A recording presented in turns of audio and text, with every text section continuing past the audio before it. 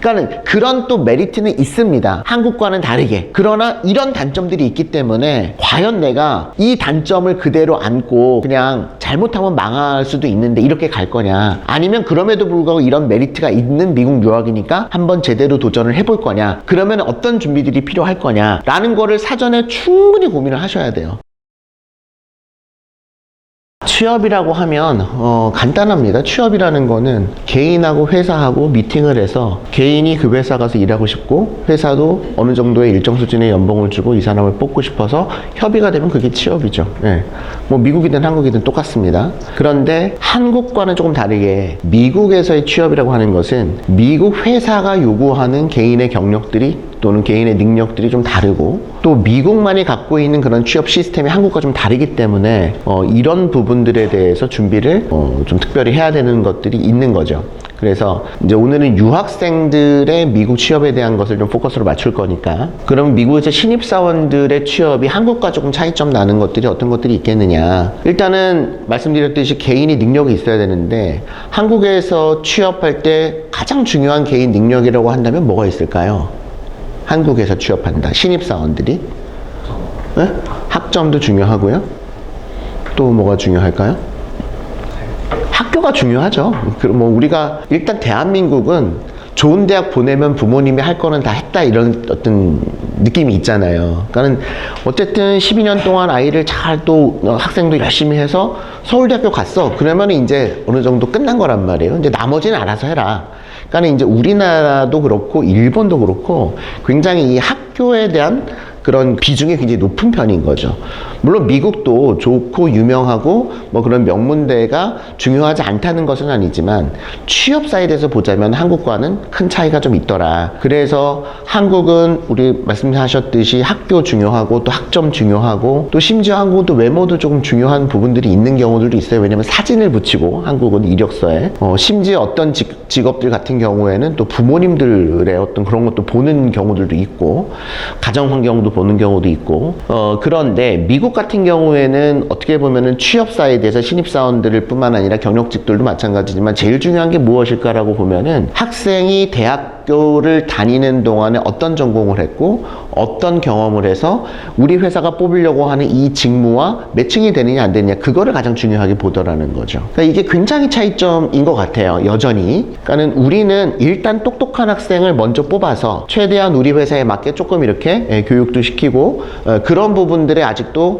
뭐 많이 바뀌고는 있지만, 그렇기 때문에 학생 똑똑한 학생을 많이 뽑으려고 하는 경향이 있는 반면에 미국은 입학할 때는 조금 학교가 조금 떨어지고 또는 뭐 명문대가 아닐지라도 학생이 다니는 동안에 충분히 경험을 쌓고 뭐 뭔가 준비가 되어 있고 특별히 우리가 하려는 이 직무에 맞다면 그러면은 흔쾌히 뽑으려고 하는 경향이 있다는 거죠. 그래서 미국에서 개인 능력 중에 물론 영어도 해야 되고 뭐 학교도 중요하지 않다고 할 수는 없고 학점도 뭐 너무 막 3점대도 안 되면은 이거는 뭐 문제가 있고 하겠지만, 그래도 한 가지 한국과 가장 큰 차이점이 있다면 무엇을 뽑을까라고 하면은 미국은 내가 학교를 다니는 동안에 어떤 직업에 어떤 역할을 하기 위해서 무엇을 준비를 했는지, 즉 또 어떤 전공을 했는지 그 전공과 그 직무의 매칭 관련성에 대한 것을 굉장히 중요하게 보더라. 그것을 우리는 일단은 기억을 하셔야 되고, 그래서 직무 관련 미국 내 기업에서의 경력을 어떻게 보면 가장 중요하게 보는 포인트 중에 하나라는 거를 꼭 기억하셨으면 좋겠고요. 자, 두 번째, 이제 한국과 미국의 회사가 매칭이 돼야 되는데 신입사원들 같은 경우 이 회사 매칭과 관련돼서 또 가장 큰 차이가 무엇일까라고 하면, 한국은 내가 취업 준비를 했던 안 했던 대학교 4학년 졸업반 정도가 되면은 공채 공고가 뜨고 시험을 볼 수 있는 날짜가 올라오고 또 뭐 심지어 학교 뭐 TV 뭐 잡코리아 뭐 이런 데서 계속해서 신입사원을 뽑는다는 공지가 올라오기 때문에 내가 지원을 어디다 해야 될지를 몰라서 취업이 안 되지는 않아요. 그렇기 때문에 한국은 일단 준비가 되어 있거나, 그러니까 개인 능력이 없어서 취업이 안 되는 거지, 내가 어디다 원서를 넣고 어떻게 취업 진행을 해야 될지를 몰라서 또는 그런 기회가 없어서 취업이 안 되는 나라는 아닌데, 미국은 일단 공채라는 제도 자체가 없다는 거죠. 신입사원을 뽑을 때 신입사원도 그렇고 경력직원도 그렇고 다 어떻게 보면 특채 같은 거죠. 우리나라로 말하면 특별히 신입사원을 대부분의 기업들은 어떻게 뽑냐면 재학 중에 있는 학생들을 미리 우리 회사로 불러서 인턴을 시켜보고 그 인턴을 했던 학생들 중에서 괜찮은 학생들을 졸업하기 전에 미리 뽑아오는, 그러니까는 그만큼 우리 회사와 잘 맞는 학생들을 미리 선발하고 싶어 하는 경향이 있는 거죠. 그래서 공채가 없기 때문에 결국은 미국 학생들도 한국 학생들도 마찬가지, 대학교 내가 다니고 있는 대학에서 열리는 잡페어, 그러니까 언캠퍼스 리크루팅이라고 우리 부르는데, 그 잡페어를 통해서 굉장히 많은 회사들이 오고 그 회사들에 내가 인턴십을 지원해서 여름방학 동안에 인턴을 하고 그 인턴십을 거쳐서 결국은 정규 취업으로 가는 그런 루트가 거의 대부분이기 때문에 대부분 4학년 때 취업이 미리 결정이 되더라. 만약에 그 루트를 타지 못하고 4학년이 돼버렸는데 아직 취업이 안 되어 있으면 이제 어떻게 해야 되냐면 공채가 없으니까 내가 일일이 회사를 찾아봐야 된다는 거예요. 뭐 학교에서 여기 뽑는다 저기 뽑는다 그걸 한꺼번에 이렇게 알려주는 그런 제도도 없고, 물론 미국에도 뭐 monster.com이나 뭐 이런 그 잡코리아 같은 그런 포털 사이트들이 있기는 하지만 그런 잡 포털 사이트 같은 경우에는 신입사원들은 거의 지원을 안 하는 거죠. 대부분 다 경력직이고 그것도 거의 100% 영주권자들만 뽑기 때문에 실제로 영주권이 없는 비유학생들 같은 경우에는 잡코리아 그 같은 미국의 포털 사이트들을 통해서 취업은 거의 불가능하다. 그러니까 결국은 내가 알아서 일일이 학교 근처에 있는 회사들에다가 지원을 해봐야 되는 거죠. 그러니까 이게 큰 차이점이에요. 그러니까 우리나라는 4학년 2학기 또는 졸업하고 나서도 취업이 될 수 있는 부분이 있는데 미국은 3학년 때 대부분 다 결정이 돼버리더라. 그러니까 이게 거의 2년이 빨라지는 거죠. 1년 반에서 2년이 미리 빨라져요. 왜냐면 3학년 1학기 때 대부분 인턴십을 뽑으니까. 그게 가장 큰 차이점 중에 하나다. 그래서 개인 능력 중에서는 한국과 미국의 가장 큰 차이점 하나를 골라라 그러면은, 야, 미국은 굉장히 패스픽하게 보더라. 학생이 얼마나 어떤 전공을 해서 어떤 경력을 통해서 딱 요 직무에 맞을지 안 맞을지에 대해서 신입사원서부터 그거를 중요하게 생각하더라. 두 번째, 회사 매칭 관련 부분에서는 뭐가 가장 다르다? 공채가 없고 대부분 3학년 때 학교 리크루팅을 통해서 인턴십 거쳐서 정규 취업이 되기 때문에 한국과는 다르게 2학년 때까지 뭔가 준비를 많이 해서 3학년 때 인턴을 지원을 해서 인턴십이 들어가지 않으면 그 다음서부터는 정말 내가 혼자서 막 사이트를 들어가 봐가지고 지원을 해야 되니까 교수님 어디다가 지원을 어떻게 해야 돼요? 라는 질문을 하게 되는 거죠. 한국에서는 하지 않는 질문을. 한국과 미국이 이 두 가지만 있으면 사실은 한국에서는 취업이 되는 거죠. 개인 능력이 있고 회사가 인터뷰에서 오케이 해서 연봉 맞으면 취업이 되는 건데, 미국은 우리나라가 아니라 외국이기 때문에, 우리는 미국에서 외국인이기 때문에 또 하나의 문제가 발생을 하는데, 그거는 뭐냐면 유학생의 경우에는 반드시 일을 할 수 있는 시기가 정해져 있고 그 일을 하기 위한 어떤 방법이 정해져 있다는 거죠. 그래서 내가 뭐 여름방학 인턴십을 하고 싶더라도 내가 어느 정도 돈을 받으면서 급여를 받으면서 일하고 싶으면 반드시 2학년이 돼야지, 전공 클리어가 돼야지 CPT 어프로브를 받아서 학교의 승인을 거쳐서 내가 CPT를 통해서 인턴십을 할 수가 있고, 그 전까지는 못 하는 거죠. 정식적인 어떤 인턴십이라는 거를. 그리고 졸업을 하고도 OPT라는 거를 거쳐서 또 OPT가 오케이가 났어도 또 90일 안에 90일 이상 언임플로이 상태가 되면 OPT가 뭐 취소가 돼버리고, 또 OPT 끝났는데 그 사이에 H1을 못 받으면은 빨리 미국을 나가야 되고, 어떤 이런 굉장히 한국에서는 생각하지 못했던 외국인이기 때문에 겪어야 하는 이런 제약들이 있더라. 그게 결국은 어떤 법적인 부분들인 거죠. 그러니까 이 세 가지가 이제 미국 취업에서의 특징일 텐데, 그래서 개인 능력은 그러면은 미국 취업을 할 때 어떤 것들이 필요할 거고, 두 번째는 그 회사 매칭은 어떻게 해야 될 거고, 그리고 이런 법적인 부분들은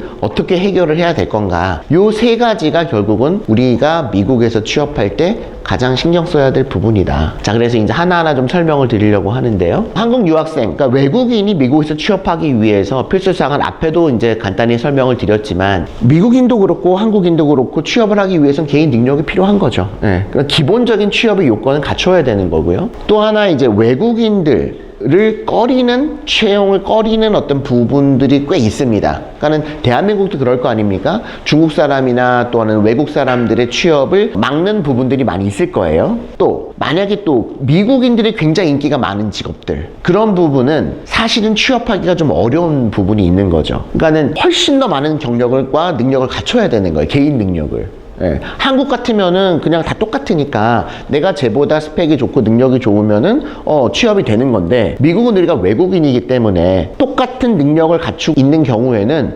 웬만해서는 외국인을 뽑지 않는다는 거죠. 똑같은 백인보다 내가 훨씬 더 뭔가 뛰어난 능력이 있지 않으면 같은 조건에서는 여러 가지 어떤 불합리한 부분들을 겪을 수밖에 없다. 그래서 최소 1학년 때까지는 진로를 확정을 하고, 그러니까 진로라는 것은 내가 어떤 직무를 갈 거냐, 그리고 이 직무에 어떤 기업이 나에게 적합할 거냐 정도까지를 정하셔야 돼요. 그게 뭐 한두 가지는 아닐지도 모르겠지만 그래도 뭐 한 7, 8개 기업 정도를 한번 서치해 보시고 그 중에서 또 내가 가고자 하는 직무가 어떤 일을 하는 건지, 그러면 이 직업을 갖기 위해서는 내가 앞으로 어떤 인턴십을 하고 어떤 공부들을 더 학교에서 해 나가야 되는지를 미리 정해야 되는 거죠. 아까도 말씀드렸지만 3학년 1학기 때 대부분의 어떤 인턴십이 진행이 되기 때문에, 결정이 되기 때문에 그 전까지 2학년 때까지 최소 미국에서 내 전공과 또는 직무와 희망 직무와 연관이 되어 있는 인턴십 경력이 뭐 최소 한 2-3개는 있어야 된다라는 거죠.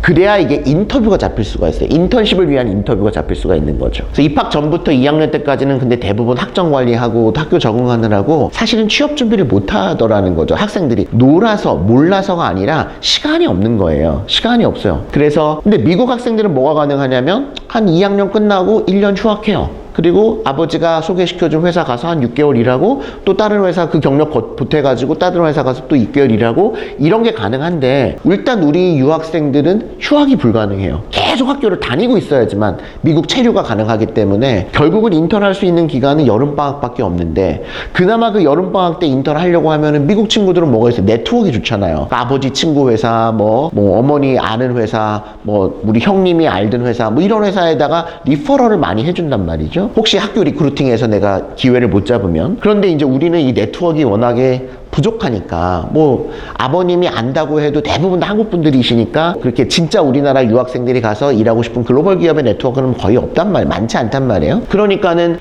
이런 부분들이 또 어려움이 있다는 거죠. 더불어서 이제 교내 활동들, 또 뭐 클럽 액티비티나 뭐 엑스트라 커리큘럼 봉사활동 같은 것들도 사실은 내가 영화에 관심 있으면 영화하고 뭐 음악 관심 있으면 음악 클럽 같은 거 하면 좋겠는데, 내가 이제 시간은 정해져 있고 내가 쓸 수 있는 어떤 그런 스펙은 정해져 있기 때문에 가능하면 그것도 내가 취업을 하고자 한다면 취업과 연관이 되어져 있는 그런 클럽, 또 취업과 연관이 되어져 있는 봉사활동을 해야 되는 그런 어떤 좀 어려움이 있더라. 그리고 이제 이력서 같은 경우는 이제 한 장이거든요. 미국은 다행히 외모가 그렇게 중요하진 않습니다. 사진을 넣지 않아요. 그리고 나이도 넣지 않아요. 국적도 넣지 않고 종교를 물어볼 수도 없습니다. 인터뷰할 때.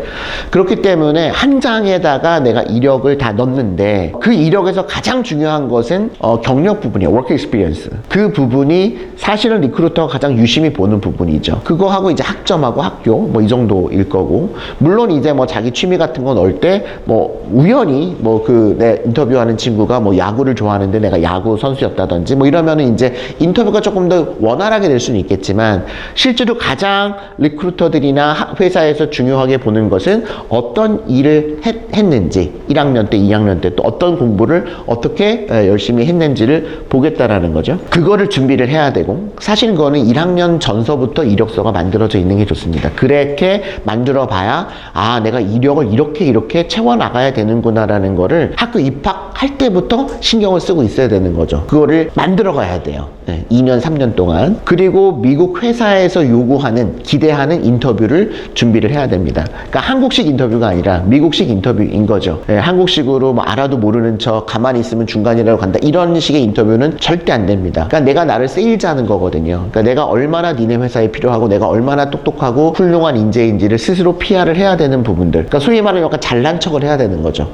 도도하게, 그러나 겸손하게, 그리고 너무 이렇게 장황하지 않게, 그런 어떤 준비들을 참 어렵지만 1학년, 2학년 때 해야 된다는 거죠. 그것은 앞에 말씀드린 거는 영주권자도 마찬가지인 거예요. 영주권이 있다고 할지라도 기본적인 개인 능력이 갖춰져야 되고 회사 매칭이 돼야 되는 거죠. 그런데 여기에 이제 추가로 비영주권자인 경우들, 그러니까 대부분의 유학생들이죠. 대부분의 뭐 저도 마찬가지, 저도 로스쿨 할 때 영주권이 없었고 거의 대부분의 지금 유학생들의 뭐 90%, 95% 이상은 비영주권자일 텐데, 그럼 비영주권자인 한국 유학생의 미국 취업이 왜 어려울까? 일단은 첫 번째는 유학생 취업에 적합하지 않은 대학이나 지역이나 전공을 선택해서 유학을 진행을 하는 경우가 대부분이기 때문에, 많기 때문에 이것 때문에 취업이 안 되는 경우가 많습니다. 그러니까 한국은 내가 그냥 대학 순위 따라서 좋은 학교 가면 되는 건데, 뭐 다 그렇진 않지만 하지만 뭐 물론 전공도 고려하고 적성도 고려하지만 그러나 미국 같은 경우는 지역도 너무 넓고 지역별로 산업이 발전된 지역도 너무나 다르고 더구나 난 유학생이기 때문에 네트워크도 없고 그렇기 때문에 학교 입학 전서부터 내가 무엇을 하고 싶은지 어떤 직업을 갖고 싶은지를 어느 정도 정하고 그 직업이 발전이 되어져 있는 지역이 어딘지를 충분히 고려하고 이 지역에 외국인들을 뽑는 기업들이 충분히 있는지도 고려를 해야 된다는 거죠. 물론 아이비급 학교들이나 아주 탑 클래스 학교들은 이거를 고려할 필요가 없습니다. 그러니까 모든 기업들이 MIT에는 다 와서 제일 훌륭한 학생들을 다 뽑아가려고 그래요. 그러니까 스탠포드를 간다 이거는 그냥 괜찮아요. 그런데 그게 아니라 20위권 밑에 또는 뭐 사실은 뭐 저는 순위를 그렇게 중요하게 생각하진 않습니다만 또는 20위권 밑에 30위권 밖의 학교들 같은 경우에는 어느 순위가 중요한 게 아니라 취업 사이드에서 보자면 사실은 30이나 70이나 똑같아요. 오히려 70위권 학교가 더 취업이 잘 되는 분야들이 훨씬 더 많은 경우가 많거든요. 그러니까 그때부터 순위를 보는 것이 아니라 내가 어떤 일을 하고 싶고 어떤 직업을 갖고 싶고 그래서 어떤 회사를 갖고 싶은지를 고려를 해서 대학과 지역과 전공을 선택해야 된다는 거죠. 이게 이제 굉장히 중요합니다. 이게 잘못 정해져 있으면 1학년 때나 2학년 때 편입을 해야 돼요. 학교를 옮겨야 됩니다. 그런데 이게 이제 편입할 시기도 놓치고 내가 딱 들어봤는데 이 친구는 이 대학은 취업이 안 되는 대학인데 더구나 이 친구가 이거 하고 싶다는데 이쪽에는 회사가 이거는 갈 만한 회사가 없는데 그러면 거의 95% 이상 취업이 안 됩니다. 그게 언제 결정이 되냐면 2학년쯤 들어보면 거의 다 알 수가 있어요. 그냥 미국은 기업 매칭도 한국과 다르고 개인 능력도 한국과 다르고 그것뿐만 아니라 뭐가 다르다고요? 비자를 받아야 되는데 비영주권자 학생들 같은 경우는 비자를 해줄 수 있는 회사가 그 지역에 없는 거예요. 그러면 내가 아무리 준비가 돼 있다고 할지라도 안 되는 거죠.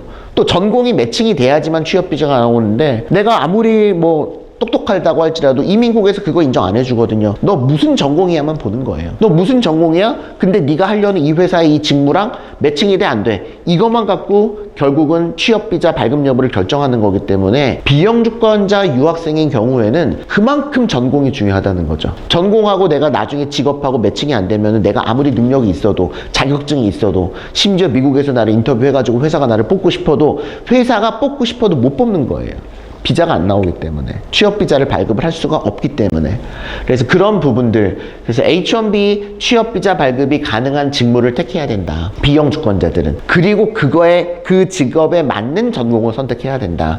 이게 굉장히 중요합니다. 아까도 말씀드린 자페어 외에는 아예 기회가 없는 지역들이 꽤 있습니다. 그러니까 대학으로 회사들이 와서 학생을 뽑아서 인턴을 시켜보고 그러면은 그 학생들을 뽑아주고 이렇게 해서 선순환으로 잘 취업이 되면 좋겠는데 안 되는 경우가 너무 많거든요. 거의 안 되거든요, 요즘에. 그러면은 4학년 때 어떻게 해야 된다고요? 혼자서 알아봐야 된다고요. 근데 학교 근처에는 내가 가고 싶어하는 회사가 아무것도 없어. 너무 시골이야. 그러면 이제 대기업, 뭐 대도시에 있는 회사들을 내가 시골에서 지원을 해야 되는데 굳이 대도시에 있는 회사에서 저 뭐 4시간, 5시간 떨어져 있는 그런 곳에서 비행기 타고 와야지 인터뷰할 수 있는 그런 학생들을 신입을 뽑지 않는다는 거죠. 그래서 학교 주변에 지원할 수 있는 기업이 없거나 이런 데는 취업 사이트에서 보자면 학교 랭킹이 좋더라도 취업이 학교 잡페어를 통해서 취업이 안 되는 경우에는 아예 이제 불가한 경우들이 꽤 많다라는 거죠. 그래서 최소한 입학 전에 1학년까지는 최종 진로를 선택하고 편입할지 전공을 바꿀지 아니면 이 학교를 계속 다닐 거면은 3학년 때 어떤 회사가 오는지 그리고 그 회사에 내가 인턴 지원이 가능할지 등에 대한 충분한 조사와 준비가 필요하다라는 거죠. 자, 두 번째는 이제 아까도 말씀드렸지만 기업 매칭이 다르다라는 거예요. 우리나라랑 미국이랑 채용 시스템이 다른데 미국은 경력이 중요하다고 말씀을 드렸잖아요. 뭐 이건 누구나 이제는 안단 말이에요. 아, 미국은 영어 잘하고 학점만 좋고 뭐 대학만 좋다고 취업이 되는 게 아니라는 건 이제는 누구나 다 아는 사실이 됐어요. 그래서 경력을 쌓아야 되는데 우리나라 학생들 뭐 외국 학생들은 다 똑같은 얘기지만 언제밖에 인턴십을 할 수가 없냐면 여름방학밖에 못 하는 거죠. 우리나라는 그래도 여름방학 2개월, 겨울방학 2개월인데 미국은 겨울방학이 없잖아요. 크리스마스 때 한 3주 잠깐 쉬었다가 다시 계약을 하기 때문에 여름방학 3개월 동안에 인턴을 해야 되는데 그나마도 1학년 끝나고 여름방학에는 CPT라는 것이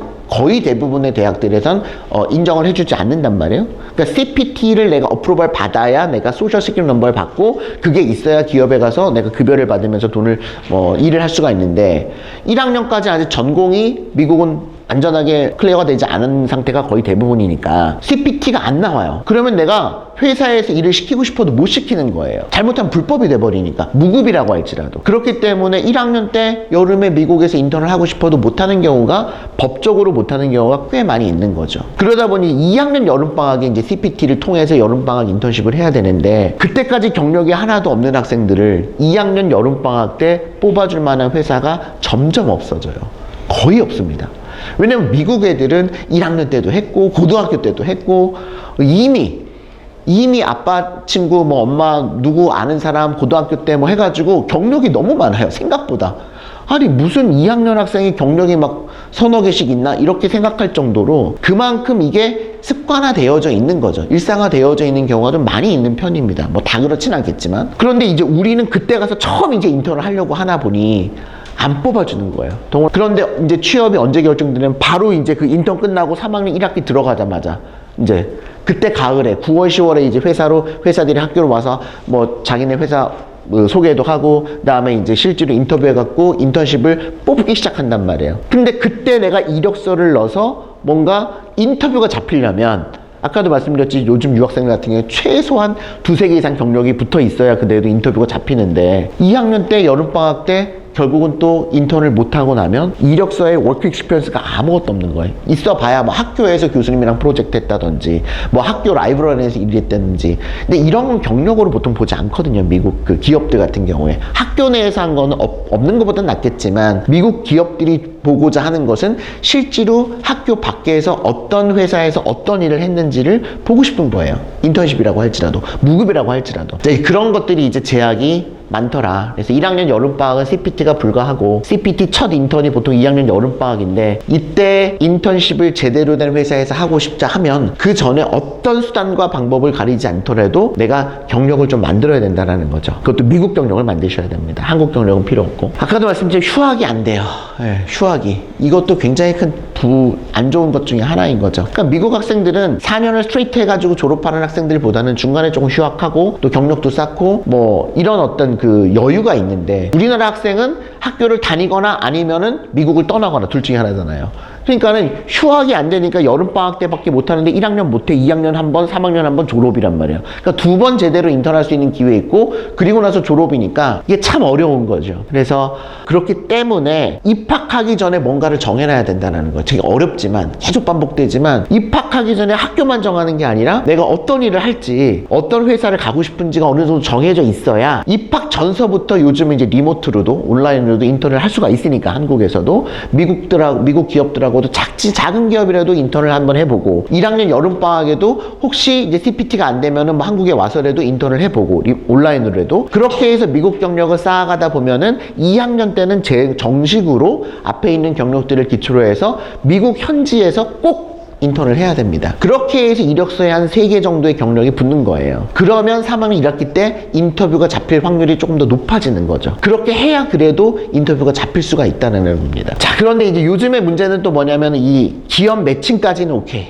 어떻게 개인 능력을 갖췄어. 그래서 기업 매칭이 되려고 하는데 이 기업 매칭을 할 때 과거에는 없던 것들인데 점점 회사들이 잡페어를 따로 하려고 그래요. 그러니까 미국인들 잡페어 따로, 유학생들 잡페어 따로.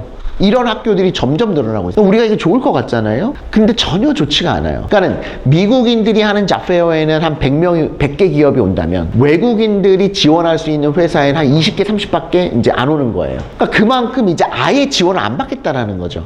미국 기업들 같은 경우에. 그러니까 이게 점점 어려워지는 거예요. 아예 인턴십 지원 기회 자체를 안 줘버리는 거죠. 또 문제는 뭐냐면 이렇게 따로 잡페어를 안 할지라도 그러니까 이제 한 번에 할지라도 이제 다 아시겠지만 이제 미리 이제 온라인으로 지원을 하거든요. 미리 이제 이력서를 넣고 이제 지원을 하는데 그 질문 항목들에 졸업하고 나서 비자 스폰서가 필요하냐라는 항목들이 거의 붙어 있습니다. 예전에는 어떻게 했냐, 졸업하고 나서 legally working 할 수 있냐 이런 질문들이었어. 그럼 우리는 OPT가 있으니까 legally working 할 수 있잖아. 그럼 오케이 하고 그냥 넘어갔단 말이에요. 근데 지금은 비자 스폰서가 필요하냐 물어보니까 거기다가 노라고 할 수가 없어요. 그러면 yes라고 쓰는 순간 자동적으로 걸러버립니다. 그러니까 자동적으로. 그러니까는 그 사람이 거르는 게 아니라 그냥 컴퓨터 자체 내에서 비자 스폰서 필요한 사람이라고 딱 쓰는 순간 아, 얘 유학생이네 하고 그냥 인터뷰 기회가 안 잡히는 경우가 상당히 많아요. 그렇기 때문에 이력서를 100개 넣었는데 뭐 인터뷰가 2개도 안 잡히고 3개도 안 잡히고 이런 얘기가 나오는 거예요. 읽어보지도 않는다는 거예요. 그러니까 예전에는 이렇게 사전적으로 기회를 차단하는 경우가 그렇게 많지 않았어요. 일단은 보고 뭐 인터뷰도 해보고 그런데 지금 아예 인터뷰가 안 잡혀버리니까. 근데 그 이유가 뭐냐 하면 사실은 H1 비자 때문이에요.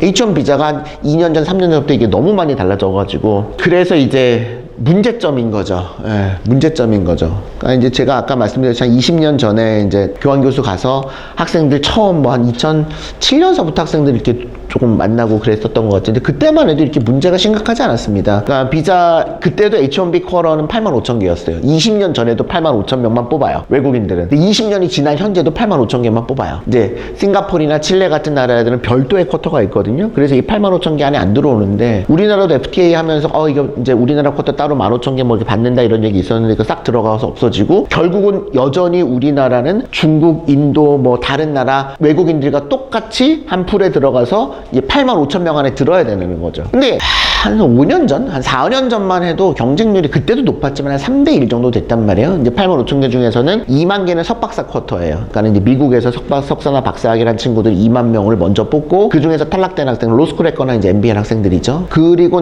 또 떨어진 학생들이 이제 학사 쿼터 65,000개에 와서 다시 한번 추첨을 했는데 지금은 경쟁률이 7대1 뭐 이래요. 이게 이제 비자 시스템이 바뀌어서 그렇거든요. 예전에는 회사에서 이 학생을 H1B를 스폰서 하려면 이 학생을 이제 뭐 OPT 때 이제 뽑았을 거 아니에요. 근데 인턴 미리 시켜보고 인턴 좋네. 그래서 뽑아서 OPT 때 이 학생을 일을 시키다가 OPT 끝나기 전에 이제 3월달에 이제 H1B를 넣는단 말이에요. 3월달에 이제 H1B 신청하는 딱 그거 일주일 안에 넣어야 되니까. 근데 예전에는 변호사가 다 레터를 썼어요. 그래서 이 직무에 이 학생이 얼마나 프로페셔널한지 이거를 다 써가지고 봉투에 다 첨부서를 붙여가지고 봉투를 붙였단 말이에요. 그 개수가 3대1이었어요. 근데 이게 한 3년 전서부터 어떻게 바뀌었냐면은 이거 하지 마라. 일단은 회사가 먼저 10불만 내고 등록부터 시켜라. 그리고 그 등록한 사람들을 대상으로 해서 추첨을 먼저 하겠다. 그리고 추첨이 되면은 그때 이제 레터 써서 보내라. 이라고 되니까 예전에는 뭐 변호사비에서 그래도 한 2,000불, 3,000불 이상 들어가니까 막 10개씩 늘 수는 없잖아요. 뭐 2만 불, 3만 불 들어가는데 그런데 지금은 10불이니까 이제 물론 이제 내년에는 뭐 조금 올린다 그래요. 그래 봐야 뭐 내가 이 학생을 뽑고 싶으면 한 회사에서 이 회사 저 회사 계열사들이 있으면 한 대여섯 개를 넣어버리는 거예요. 또 학생도 이 회사에도 넣고 저 회사라도 넣고 이렇게 해가지고 한 명이 허수가 많은 거예요. 그래서 이게 7대1, 8대1이 돼버린 거예요. 갑자기. 그러니까 작년도 그렇고 올해도 그렇고 우리 법무법인에서 거의 우리도 많이 하는 편이라 한 30명 하는데 30명 정도 넣었는데 2명 되고 이래요. 3명 되고. 근데 이 학생들이 다 회사가 이상하거나 그런 게 아니거든요. 다 뭐 연봉 10만 불 넘는 학생도 있고 뭐 로스쿨 나온 학생도 있고. 근데 추첨해서 떨어지는 거예요. H1B 추첨해서. 석사 학위를 있는 학생도 떨어지는 거예요. 그나마 그 중에서 스템 전공한 학생들은 이제 회사에서 OPT를 연장을 시켜주고 내년에 한 번 더 기회를 주고 또 이제 3년까지도 연장이 가능하니까 그 후년에 한 번 더 연장해서 3번의 기회를 가질 수 있는 찬스가 있을 수 있어요. 물론 스템 전공을 했다 그래서 무조건 OPT를 연장시켜주는 건 아닙니다. 1년이 기본이고 2년 연장을 하기 위해서는 회사가 해야 될 부담이 많아요. 그래서 실제로 스템 전공을 한 유학생들 중에 OPT를 익스텐드 2년을 못 받는 학생들이 절반 정도가 됩니다. 절반이 넘어요. 우리가 이제 조사를 해보면. 그러니까 회사에서 안 해주는 거예요. 귀찮으니까. OPT를 1년차 때는 회사가 할 게 없어요. 그럼 레터 한 장 써주면 되는 거거든요. 근데 이제 2년차를 연장하기 위해서는 회사가 부담해야 될 것들이 많은 거죠. 뭐 다른 강의에도 많이 말씀드렸지만 그러면 이제 어떻게 해야 됩니까? 학생은 빠르게 의사결정을 해야 돼요. 대부분의 회사들은 H1B를 넣는데 추첨해서 떨어지면 OPT가 한 3개월, 4개월 남았을지라도 2, 3개월 남았을지라도 바로 나가라 그럽니다. 어차피 이 학생은 이제 우리가 계속해서 고용을 할 수가 없으니까. 그러면 OPT 기간 동안에 90일 이상 어인플 상태면 OPT가 리보크 되고 그러면 이제 불법 체류가 돼버려요. 그러니까 빨리 미국을 떠나야 됩니다. 아니면 OPT 기간 동안에는 원칙적으로 봤을 때는 F1으로 들어왔기 때문에 여전히 F1 신분이 유지가 되는 거기 때문에 빨리 다른 학교를 하나 찾아가지고 I-20를 살려줘야 돼요. F1 비자를 유지하기 위해서, F1 신분을 유지하기 위해서. 그래서 이제 그때 무슨 일이 벌어지니까 갑자기 대학원들을 가거나 나는 전공을 무슨 마케팅을 하려고 했는데 갑자기 미술학원을 다니거나 토플학원을 다니거나 신분 유지를 위해서 그러니까 이런 정말 말도 안 되는 일이 벌어지는 거죠. 네, 말도 안 돼요. 내가 볼 때는 야 너는 로스쿨인데 갑자기 토플학원을 왜 다니냐? 선생님 I-20을 유지하려고 하는데 주말에만 갈 수 있는 건 이 토플학원밖에 없어요. 이 미술학원밖에 없어요. 이래서 사실은 생각할 수 없는 아니면 이제 대학원을 가야 되는데 대학원을 가버리면 이제 그 기간 동안에는 이제 잡을 구하거나 그러기는 완전히 불가능하니까 이제 그런 또 일들이 벌어지더라는 거죠. 그래서 이게 이제 문제구나. 그래서 비영주권자인 경우에 개인 능력 부분, 또 회사 매칭 부분, 또 비자 이슈 부분, 요 세 가지가 이렇게 조금 어려움이 있더라. 아까 말씀을 드렸듯이. 그래서 특별히 이 부분은 우리가 노력한다 그래서 해결이 될 수 있는 부분이 아니잖아요. 개인 능력 부분 어떻게 하면 돼요? 아까 경력을 많이 만들어 그랬으니까 입학 전서부터 인턴하고 요즘은 이제 코로나 이후서부터 온라인에도 인턴십들이 많이 있으니까 그리고 최대한 이렇게 해서 만들면 된단 말이에요. 또 회사 매칭 부분도 그렇게 잘 만들어졌으면 3학년 때 유학생이어도 어쨌든 인터뷰가 잡힌단 말이에요. 경력이 있는 학생들 같은 경우에는. 그렇게 해서 정말 연봉 10만 불 넘고 15만 불 해서 매칭이 돼서 OPT 때 일을 하고 있는데 H1을 넣는데 떨어져 버리니까 회사도 계속해서 고용하고 싶은데 불가능하고 학생도 나는 이 회사 너무 좋은데 더 이상 다닐 수가 없게 되는, 그러니까 이 부분이 사실 해결이 안 되더라. 이거는 이제 한국 정부가 해결해야 될 문제죠, 원칙적으로는. 그래서 칠레나 싱가포르처럼 우리나라 별도로 E3 비자로 이제 쿼터를 만들어 놓으면 이 문제가 없어지거든요. 근데 이제 이게 뭐 제가 2005년도서부터 이제 뭐 총영사님 포함해서 이제 저희 모임들이 있거든요. 이제 맨날 한다 하지만 하기가 어려워. 이게 이제 어떤 나라 대 나라의 문제이기 때문에. 그래서 지금도 뭐 그 로컬 신문을 보면은 뭐 이거 뭐 협의체를 구성을 해서 미국 정부에 로비한다라고 하지만 이 얘기를 저 20년째 듣고 있거든요. 그러니까는 우리나라 별도 쿼터가 만들어질 거였으면 딱 FTA 했을 때 그때 딱 못을 박았어야 되는데 그때 이제 뭐 쌀이랑 협상하면서 이거를 이제 약간 날려버린 거죠. 그래서 이게 지금 유학생들 취업에 어떻게 보면 큰 문제점 중에 하나인 것 같다. 실제로 그렇습니다. 겪어본 친구들은 알아요. 그러니까는 진짜 4차, 5차 인터뷰 다 해가지고 다 파이널 끝났는데 그런데 이제 비자 없다고 그냥 막판에 디나이 되는 경우가 많거든요. 좋은 회사일수록. 그러니까 이게 아예 뭐랄까 능력이 안 되는 친구들은 학교 리크루팅을 통해서 취업이 안 되기 때문에 그냥 동네에 있는 조그만 회사를 가도 오케이. 그러면 거기서 그냥 취업 비자 받고 안 되면 그런 회사들은 학생이 똑똑한데 연봉이 낮으니까 바로 영주권 해주는 회사들도 좀 있단 말이에요. 오히려 그거는 심플할 수도 있어요. 그런데 진짜 문제가 있는 학생들은 초등학교, 중학교 때부터 보딩 다녀가지고 자기는 한국어보다 영어가 더 편하고 학교도 진짜 탑 학교들 갔고 회사도 다 너무 좋은 회사들 갔는데 막판에 이게 이제 비자 때문에 이렇게 되니까 이제 너무 속상해들 하는 거죠. 이게 이제 몰랐던 거예요. 자, 그래서 이제 취업이 안 돼. 그래서 한국으로 오거나 미국에 남아있는 학생들의 진로가 어떻게 될 거냐. 졸업 후 90일 이내에 취업이 안 되면 OPT가 안 나옵니다.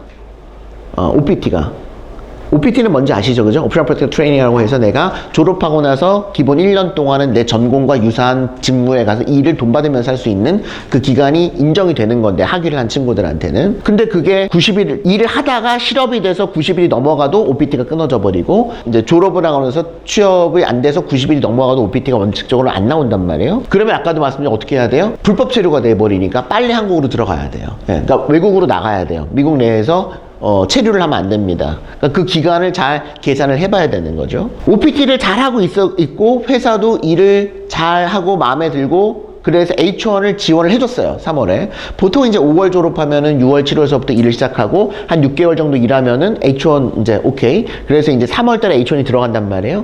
그래서 4월 달에 추첨을 했는데 떨어졌어. 그런데 스템 전공이 아니야, 만약에. 그러면 OPT가 8월까지 남아있더라도 보통 회사에서 나가라 그러거든요. 그럼 어떻게 해야 돼요? 스템 전공 유학생들 같은 경우는 회사랑 잘 딜을 해서 내가 내년까지 한 번 더 기회를 달라. 그런데 이 기회를 안 주는 회사들이 많다고요, 생각보다. 왜냐하면 OPT 1년차 때는 괜찮은데 2년차 때는 회사에서 이 학생을 1년 연장시켜 주려면은 회사에 일하고 있는 종업원들을 다 이민국에 등록시키고 누가 들어오고 나가고 이런 리포트를 해야 되거든요. 이게 굉장히 귀찮은 일이에요. 그래서 OPT 익스텐드 이베리파이를 안 해주는 회사들이 많아요. 그러니까 이베리파이를 안 해주거나 연장을 안 해주거나 원래부터 스템이 아니어서 OPT가 1년밖에 안 나오거나 그러면 어떻게 해야 된다? 한국을 귀국하고 싶지 않으면 어떻게 해야 돼요? 대학원을 가든지 아니면 아까 잠깐 언급했던 뭐 미술학원 무슨 뭐 토플학원 이런 데를 가서 F1 신분을 유지하기 위한 I-20을 살려놓던지. 그렇지 않으면 한국으로 귀국을 해야 됩니다. 그럼 한국을 귀국을 하면은 물론 잘된 학생들도 꽤 많이 있어요. 뭐 외국 기업 가고 뭐 또 능력이 충분히. 그런데 미국에서 유학을 했다라는 것만으로 베니핏은 제가 볼 때는 요즘 거의 없습니다. 오히려 역차별이 더 많아요. 한국으로 내가 와서 취업을 하고 싶다고 할지라도 기본적으로 미국에서 3년 이상은 경력을 쌓고 들어와야 됩니다. 그래서 신입사원이 아니라 경력사원으로 들어와야 돼요. 그래야 이게 조금이라도 경쟁력을 갖춰지는데 한국에 있는 대기업이나 뭐 이런 쪽에 있는 인사팀의 사람들이 바보들이 아니거든요. 학교는 좋은데 전공이 그래갖고 너 그냥 들어왔구나, 취업이 안 됐구나. 다 알아요. 너무 잘 알아요. 우리들보다 더 잘 알아요. 그래서 안 뽑습니다. 잘 안 뽑아요. 더구나 대기업들은 뭐 다 이제 많이 이제 우리나라 바뀌었지만 시험이 있는 경우도 있고 공사하는데 시험 봐야 되잖아요. 또 공채 시즌이 있잖아요. 그러니까 시기도 안 맞아. 시험 준비는 하나도 안 돼 있어. 그러니까 내가 정말 가고 싶은 대기업은 못 가는 경우가 대부분이에요. 문제를 무슨 말인지를 모르겠다는 사람도 많아요. 한자들도 막 있고 이런 경우에는. 그러면 이제 지인 소개나 뭐 잡코리아나 뭐 사람이나 이런 걸 통해서 중소기업에 간단 말이에요. 근데 대부분의 이제 유학생들이 적응을 잘 못하는 경우가 많더라고요. 뭐 연봉의 문제이기도 하겠지만 내가 이 일을 하고 싶어 하지 않아요. 그러다 보니 결국은 이제 SAT 강사하거나 뭐 유학원을 만들거나 뭐 이런 게 나쁘다는 건 아니지만 그런 이제 대안을 찾거나 아니면 이제 한국에서 1, 2년 해보고 안 되면 다시 미국으로 가려고 하는 거죠. 대학원을 다시 가려고 하는 거예요.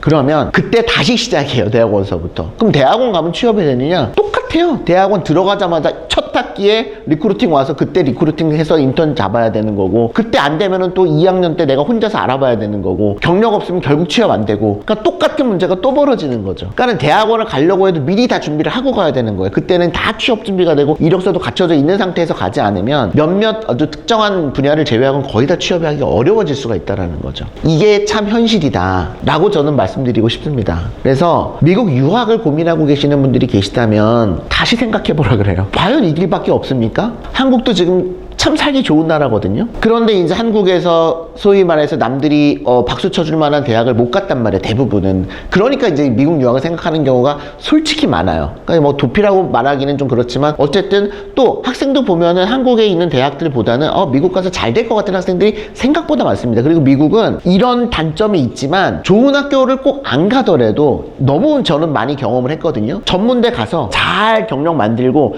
편입해서 그래서 좋은 대학교에서 졸업하면서 정말 생각지도 못했던 너무 좋은 기업에 취업이 되는 경우가 굉장히 많아요. 그게 가능한 나라가 또 미국이고 미국 유학이거든요. 그러니까 그런 또 메리트는 있습니다. 한국과는 다르게. 그러나 이런 단점들이 있기 때문에 과연 내가 이 단점을 그대로 안고 그냥 잘못하면 망할 수도 있는데 이렇게 갈 거냐 아니면 그럼에도 불구하고 이런 메리트가 있는 미국 유학이니까 한번 제대로 도전을 해볼 거냐 그러면 어떤 준비들이 필요할 거냐 라는 거를 사전에 충분히 고민을 하셔야 돼요. 그냥 아들이 딸이 엄마 나 미국 가고 싶어. 그러니까 그래? 그럼 미국 그래 내가 보내줄게 해서 보내는 미국 유학은 자칫하면은 망쳐버릴 수가 있습니다. 안이감만 못하는 경우가 되게 많아요. 예전 같으면 그래 가서 영어라도 늘려갖고 와라. 지금 영어 잘해서 취업되는 시대는 끝났습니다. 그러니까 뭐 영어라도 해갖고 와라. 뭐 그래 큰 물에서 놀아라. 요즘 한국 대학에 다니는 친구들이 오히려 1년씩 2년씩 미국에 가갖고 인턴십하고 이런 학생들이 훨씬 많아요. 실제로 유학생 애들은 한 번 미국 회사 가서 일도 못 해봤는데 한국은 J1 비자라는 걸 통해 갖고 1년 막 이렇게 가서 미국 회사 가서 일하고 있는 친구들이 훨씬 더 많거든요. 그러니까 한국 기업들에서 봤을 때 얘는 유학을 했는데 미국 기업에 경력이 하나도 없어. 근데 얘는 한국에서 대학 졸업했는데 미국 회사 경력이 2개나 있어. 누구를 뽑겠습니까? 이런 친구들은 영어도 너무 잘해요. 그렇기 때문에 과연 정말 미국 유학이 필요할 거냐를 다시 한번 고민해 보시라는 거죠. 이게 비용도 많이 들어가는 부분들도 있지만 이런 단점들이 있더라. 그럼에도 불구하고 내가 가겠다고 했으면은 준비를 제대로 하셔야 된다. 취업을 할 거면 준비를 제대로 하셔야 된다는 거고 그래서 요즘 애들은 영주권 문의를 많이 하세요. 뭐 참고로 저는 뭐 이민 변호사는 아니기 때문에 저는 이제 텍스트 전문 변호사이기 때문에 제가 이 실무를 담당하지는 않습니다만 그래도 이제 상담을 뭐 하고 또 하다 보니 뭐 저도 이제 알게는 되죠. 유학생들이 영주권 그러니까 영주권을 받는 순간 뭐는 없어지냐면은 이 비자에 대한 이슈는 없어지는 거죠. 아까 그러면 개인 능력만 갖추면 되는 거예요. 그리고 회사 매칭만 되면 되는 거죠. 영주권자가 되면 그러면은 영주권이 가능한 게 뭐가 있을까? 제일 좋은 건 NIW입니다. 그러니까 아들이나 딸이 자녀가 21살이 되기 전에 부모님이 뭐 의사시거나 뭐 특허를 가지고 계시거나 교수님이시거나 뭐 아니면 뭐 대기업에서 뭐 반도체나 뭐 AI 분야나 예를 들면 좀 특별한 분야에서 오랫동안 근무를 하셨다거나 그런 분들 같은 경우에 요즘에는 NIW가 굉장히 승인이 잘 나오는 추세이기 때문에 자녀분들의 유학을 생각하고 계시는데 아직 1학년 정도다. 왜냐하면 NIW는 신청을 할 때 자녀가 만 21세가 안 되면 신청이 가능하거든요. 그리고 나서 나중에 뭐 승인까지는 뭐 1년 이상 걸린다고 할지라도 2년 걸린다고 할지라도 그때는 성인이 돼도 괜찮아요. 그러니까 이제 보통 만 19세에 우리가 학교를 가니까 1학년 정도까지는 엄마나 아빠가 NIW를 진행할 수가 있는 경우들이 많으니까. 그래서 이것도 한번 꼭 알아보셨으면 좋겠어요. 그러니까 예전과는 좀 많이 달라졌거든요. 10년 전, 20년 전에 NIW는 굉장히 승인받기가 어려웠는데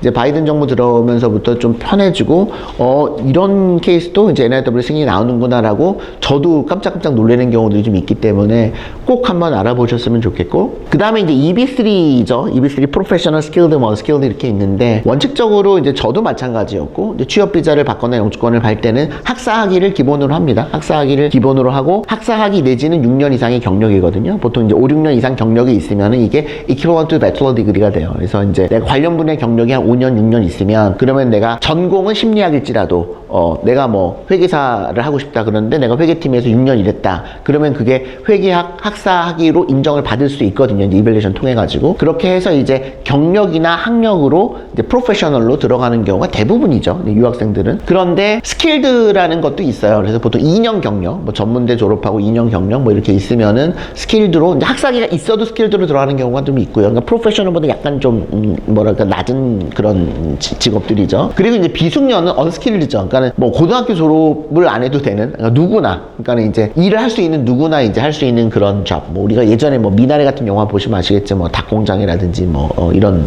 아무나 할 수 있는, 미국의 노동력을 구할 수 없는. 근데 이런 부분들이 부모님이 하시거나 아니면은 아들이나 따님이 자녀분들이 21살이 넘었으면은 이제 자녀 이름으로 자녀가 이제 직접 진행을 해야 되는 거죠. 아니면 이제 투자임인데 투자임은 이제 뭐 금액도 좀 많고 80만 불 이상 투자를 해야 되고, 다행히 만 21살 이전이면은 부모 이름으로 했을 때 자녀들이 가족으로 해서 영주권이 나오지만 만 21살이 넘었을 경우에는 증여를 해야 되고, 그럼 증여세 이슈가 벌어지고, 그래서 증여를 하고 나서 자녀 이름으로 이게 진행이 돼야 되기 때문에 또 이제 경비가 좀 많이 비용이 들어갈 수가 있겠죠. 어쨌든 이게 전부 다예요. 이거 말고는 뭐 웬만해서는 없죠. 뭐 갑자기 이제 특별한 특기가 있다거나 뭐 운동선수인데 굉장히 그렇다거나 뭐 피아니스트인데 뭐 이윤창 같은 세계적인 피아니스트가 됐다거나 그러면 이제 아주 특별한 입원 뭐 이런 걸 통해 가지고 받을 수가 있겠지만 대부분 이제 이게 전부 다인데, 말씀드렸지만 21살 미만인 경우에는 꼭 NIW를 확인을 해 보셔야 되고요.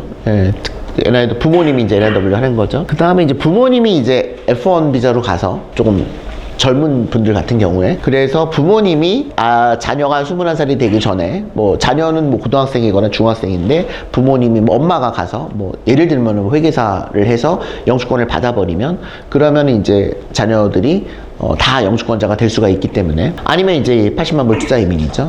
사실 이렇게 3개 정도입니다. 물론 이제 부모님이 언스킬드를 하는 경우도 있지만 저는 개인적으로는 언스킬드보다는 부모님 같은 경우는 이미 학사학위가 대부분 있으시기 때문에 그 학사학위나 경력에 맞추어서 프로페셔널 하는 게 훨씬 더 비자 인터뷰 통과하기도 편하고, 그리고 그거에 맞춰서 경력도 쌓으시면서 미국에서 또 일도 좀 하시면서 뭐 자녀도 좀 돌보시고 이렇게 할 수 있으면은 그게 가장 합리적이고 정상적인 방법입니다. 근데 이제 21살이 넘었다 이러면은 이제 EB5 투자임을 해야 되는데 80만 불이 아니라 뭐 최근에는 이제 등록비도 많이 오르고 뭐 그 신청비도 많이 오르고 또 이제 증여세 이슈가 있기 때문에 거의 한 40% 이상 또 증여세를 내고 또 자금 출처도 있어야 되고, 그래서 뭐 저는 뭐 개인적으로 그 투자이민을 권하지는 않아요. 근데 이제 뭐 많은 분들이 상담을 하다가 이 상품, 이 프로젝트가 어떻습니까 하면 제가 의견을 드릴 수는 있습니다. 이거는 그래도 괜찮은 것 같습니다. 이건 좀 리스크가 있는 것 같습니다. 왜냐면 제가 진행하지는 않기 때문에. 그래서 그 정도의 어떤 그 오피니언 드릴 수는 있지만, 그러나 막 이렇게 권유하거나 그러기는 좀 부담스럽죠. 왜냐면 금액이 어쨌든 큰 금액이잖아요. 그러니까는. 근데 뭐 내가 한 15억쯤은 그냥 한 5년 정도 묶어놔도 큰 문제가 없고, 만약의 경우, 최악의 경우 이게 뭐 잘못되더라도 크게 내 삶에 지장은 없다, 그러신 정도의 여유가 있으신 분들은 어떻게 보면은 또 가장 간단한 방법이기도 합니다. 뭐 할 것도 없고 그냥 맡기면 되는 것들이니까. 그 다음에 이제 비숙련, 자녀 이름으로 비숙련들을 많이 하시죠. 이제 급하니까. 왜냐면 주위에 이걸 보거든요. 이게 다 됐는데 제 뭐 똑똑하다고 그래서 좋은 학교 갔는데 결국은 나중에 영주권이 없어가지고 취업이 안 돼가지고 한국 돌아와서 지금 뭐 그러더라. 그런 얘기를 자꾸 들으니까, 그리고 실제로 이제 취업 비자 이슈가 이렇게 자꾸만 있다고 얘기를 들으니까, 그러면 학생이 어떻게 영주권을 받을 수 있는 방법이 없을까 하다가 비숙련 비숙련을 생각을 하시는 것 같아요. 그래서 이제 비숙련이라는 거는 이제 뭐 식당, 뭐 마트 이런 데서 아무런 학력이나 경력이 없는 누구라도 일할 수 있는 그런 어떤 포지션인데, 일을 해야 되죠. 일을 해야 됩니다. 일을 안 하는 것은 불법이기 때문에 반드시 내가 영주권을 받고 일을 해야 되는 경우이고, 과연 이제 유학생들이 내가 전공과 전혀 상관없는 그런 약간 허드렛 일 같은 거를 하는 부분에 있어서 뭐 그것도 한 1년 가까이 해야 되는 경우들이 많은데, 그게 이제 오케이가 되면은 진행을 하실 수도 있을 텐데, 문제는 또 이게 요즘에 작년서부터 시간이 좀 많이 걸리는 것 같아요. 이제 물론 이건 변동 가능성이 있습니다. 뭐 보통 이제 비숙련도 한 3, 4년 전에는 이제 미국 내에서 진행할 경우에 3년이면 됐는데,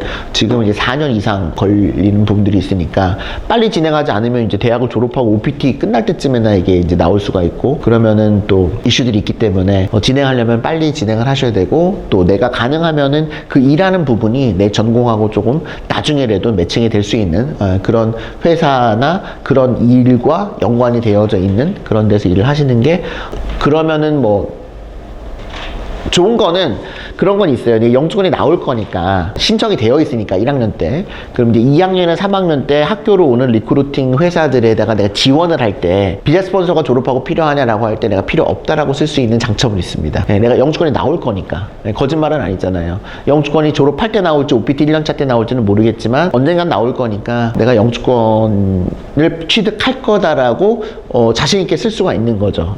설령 나중에 뭐 이게 좀 늦게 나올지라도. 그래서 그런 어떤 장점은 있기 때문에 신청이 안 돼 있는 것보다는 되어 있는 게 훨씬 유리한 부분이 있어요. 그 자체적으로 영주권이 지금 없을지라도. 그 다음에 이제 보통 스킬드나 프로페셔널로 진행을 하죠. 그래서 대부분의 학생들이 이제 학사학위를 졸업하고, 순서는 그렇습니다. 내가 CPT 때 인턴하고 학사 졸업하고 OPT 때 이제 회사를 다니다가 거기서 H1을 넣어주고, H1 승인을 받으면 H1은 3년 동안 일단은 승인을 받아서 일할 수가 있고, 그 3년을 잘하고 또 3년을 연장할 수가 있거든요.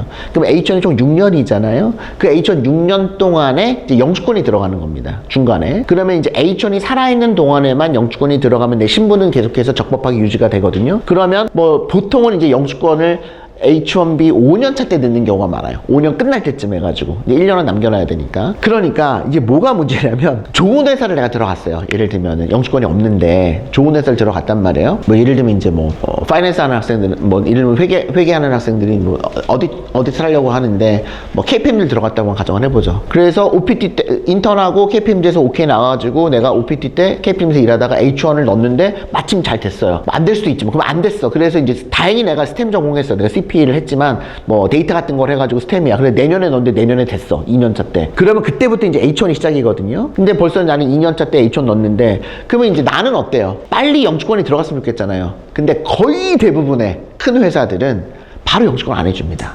왜 그럴까요? 영주권을 딱 해서 영주권 받는 순간 얘는 다른 회사로 가버리거든요. 거의 99%. 그런데 지금 H1B 이 정도 해가지고 얘가 못 도망가거든요. 물론 H1B는 옮겨 다닐 수 있습니다. 근데 옮겨 가려면은 내 직무랑 똑같은 비슷한 분야에 가서 다시 심사를 받아서 변호사가 레러 써가지고 오케이가 이민국에 나야지 이게 트랜스퍼가 되거든요.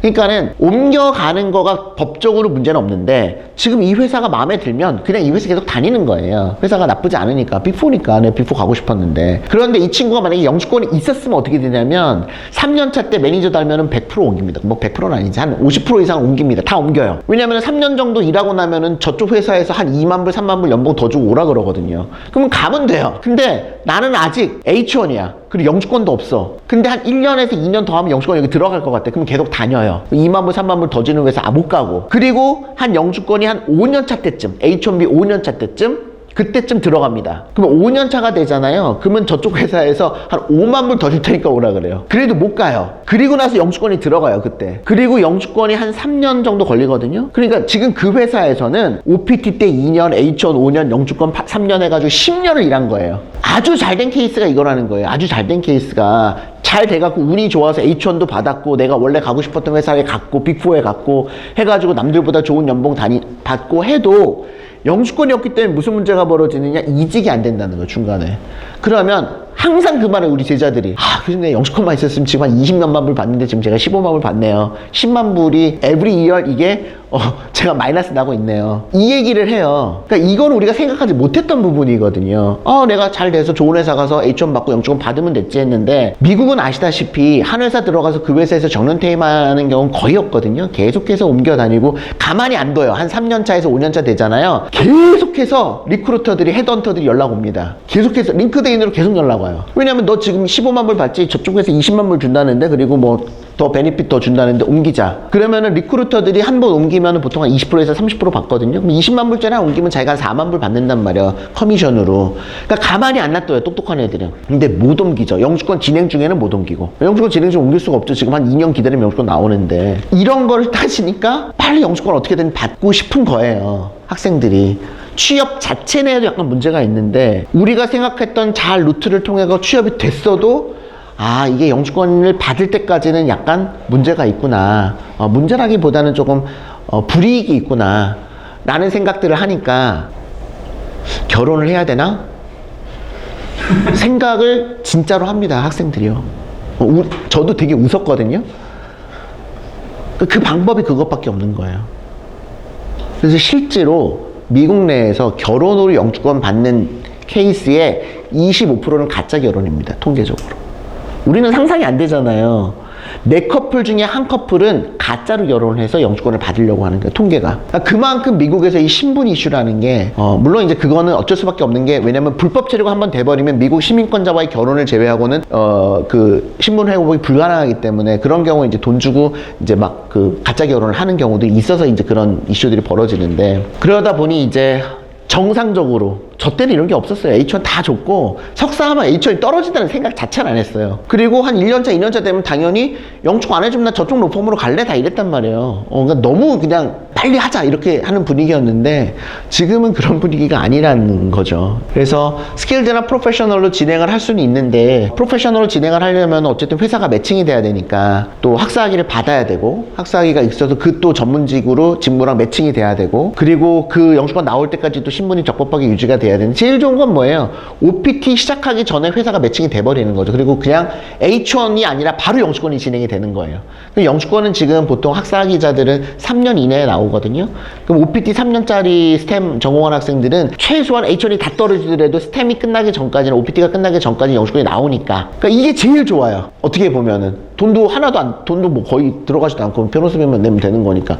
내가 그리고 그 회사에 가서 연봉 받으면서 일하는 거니까. 그러니까 이제 그런 회사를 찾기가 어렵죠, 이제 문제가. 예. 아까도 말씀드렸듯이 OPT 때 다 쓰고 H1 다 쓰고 그리고 나서 영주권 해주려는 회사들이 대부분인 거죠. 물론 다 그렇진 않습니다. 아주 큰 기업들은 또 안 그래요. 그런데 경험적으로 보면은 심지어 그 빅4들, 뭐 어네스트영이나 뭐 KPMG나 PwC 이런 큰 회사들도 거의 대부분 5년차 때 영주권이 들어가요. 1, 2년차 때 안 해줍니다. 그게 현실이에요. 그래서 스킬드나 프로페셔널로도 가능하다. 그리고 이거를 미리 준비를 하고 생각을 하고 있으면 좋겠다 하는 말씀을 좀 드리고 싶습니다.